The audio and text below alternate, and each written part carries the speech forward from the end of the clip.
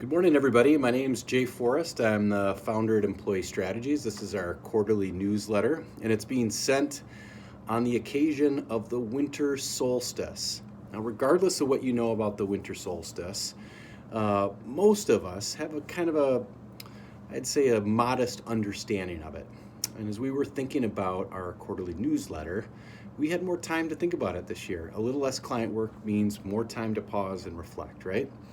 What we found to be very interesting, that at this exact moment, 4:02 Central Standard Time, the sun is literally as far away as it gets from us, at least in the northern hemisphere, one of the top two hemispheres in the world. It's as far away as it gets throughout the year.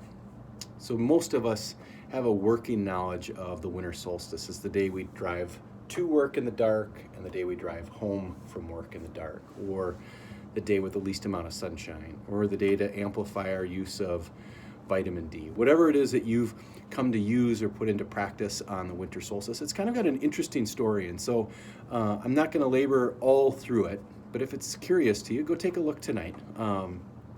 Most of us have a little more time than we did in the past. But the winter solstice effectively in Latin means that the sun literally stands still on this day and at this precise moment. So that standing still has encouraged for generations and centuries this idea of pausing. So a lot of the cultural elements of which we're very interested look at this pause as a moment to stop and reflect.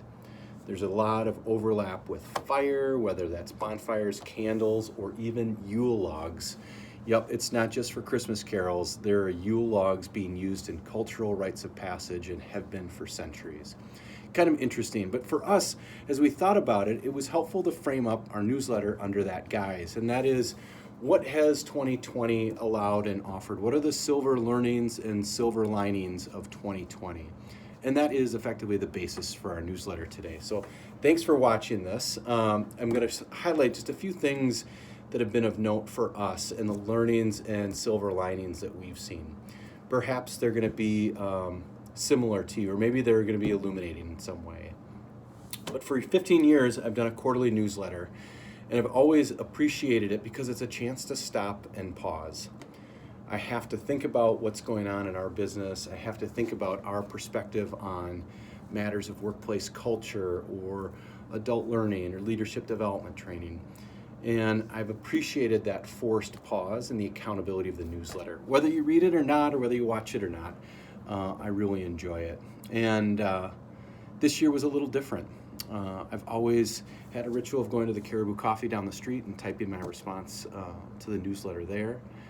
But secondly, and maybe harder to admit, is that it's been a difficult year as a business. And we've all had struggles personally and otherwise, but from a business perspective, it's been a really hard year.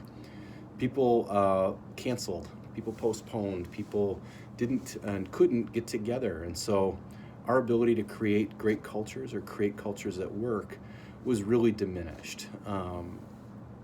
That's hard to admit.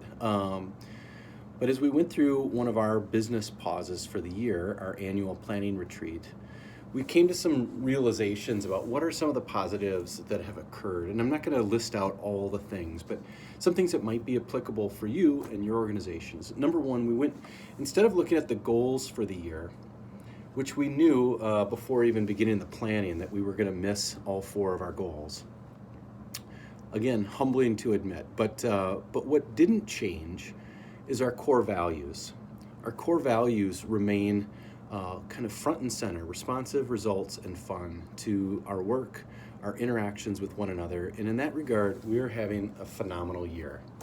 Now, if you can take the long view and think about your values as sort of the cornerstone for how you employ people, how you promote people, how you rotate people through different jobs, if you can make your values the cornerstone, you can really kind of count on certain predictive elements.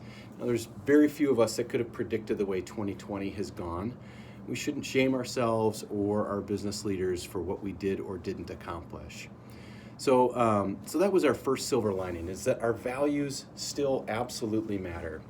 And if you found that your values didn't pass the stress test of 2020, we want to know we'd love to be able to help you out. One of our adaptations for responsive, one of our core values, is we've gotten pretty good at managing virtual meetings as well as virtual collaboration sessions.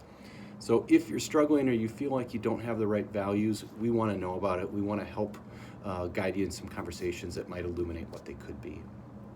The second one is that our culture still matters, and that the battery life on our culture is getting lower and lower the longer most of us are working remotely. So we need and have tried to be more intentional about how we connect with one another. It's been a real challenging year. We've talked about the word companionship, which is to eat, to with bread, companion. See, I keep going with this Latin stuff. I don't know what's gotten into me. I didn't even take Latin, Mrs. Jensen, and I'm still sort of somewhat regretful about that. Anyways, that's not the point, but our inability to get together has made forming and developing and enhancing our culture even more challenging. But there have been some leaders who've been exceptional on that. We've been meeting every 2 weeks with a group of people we call the Goat Rodeo, and we have shared best practices on how they're keeping their culture active. It's been a great tool and community to share what's working and what's not, and maybe vent a little bit too. So those are our two big silver learnings and silver linings of 2020. One, that your culture absolutely still matters, and that your values should be the cornerstone of how you run your organization.